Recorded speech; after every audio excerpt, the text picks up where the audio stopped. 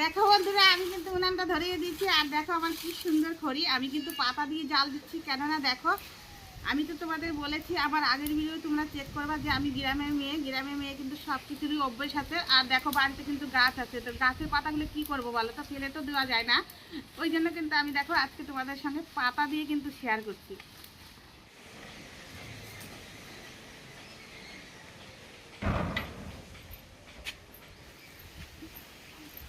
দেখো বন্ধুরা, আমি কিন্তু বাজার থেকে চলে আসলাম। দেখো সকাল সকাল কিন্তু বাজারে গেছিলাম, বাজার থেকে চলে আসলাম।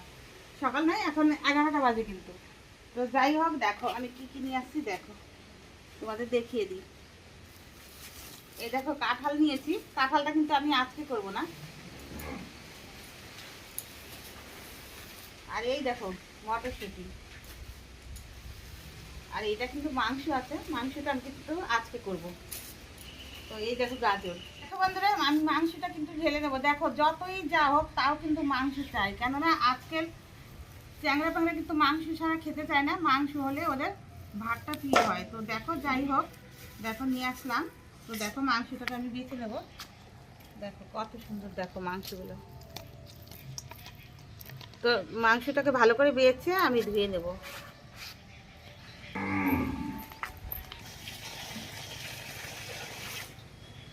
মাংসটা কিন্তু আমি ধুয়ে নেবো, তার জন্য কিন্তু জল নিয়ে নিচ্ছি। দেখো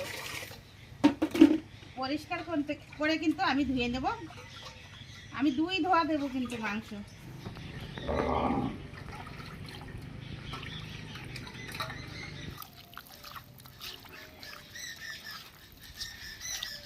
দেখো আমি কিন্তু রেখে দেবো এখন।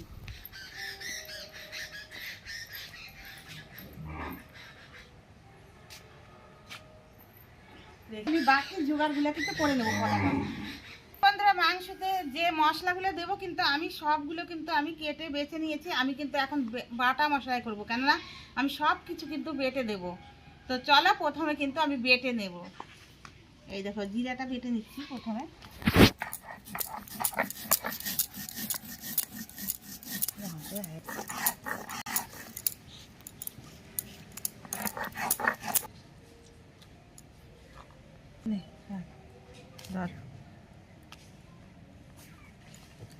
দেখো বন্ধুরা, আমি কিন্তু ঝাল ঝাল করে করব, তার জন্য কিন্তু দেখো শুকনো লঙ্কাও নিয়ে নিলাম, কাঁচা লঙ্কাও নিলাম। আর জিরাটা কিন্তু বাটা হয়ে গেছে, আমি কিন্তু তুলিনি, একসঙ্গেই আমি তুলে নেব।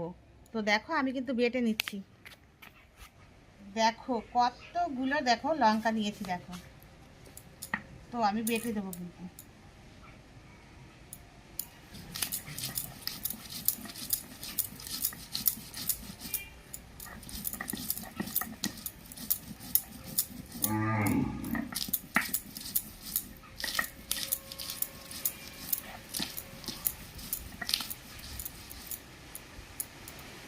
দেখো বন্ধুরা, এখন আদা রসুনও কিন্তু এটার মধ্যে বেটে নেবো, আমি কিন্তু একবারে তুলবো। একটু জল নিয়ে নিচ্ছি, জল ছাড়া তো বাটা যায় না। জল নিয়ে দেখো আমি কিন্তু ভালো করে বাটিনি, পাটাতে বাটা তো বুঝতেই পারছো। তো দেখো আমি কিন্তু তুলে দেব, একসঙ্গে কিন্তু আমি সব মশলাটা তুলে দিচ্ছি।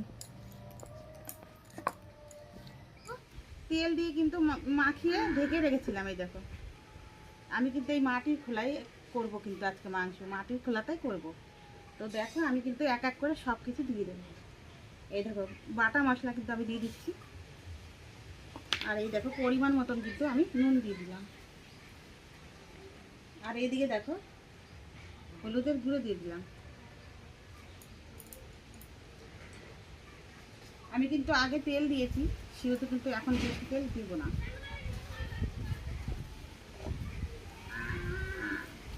আমি কিন্তু এখন মাখিয়ে নেবো ভালো করে।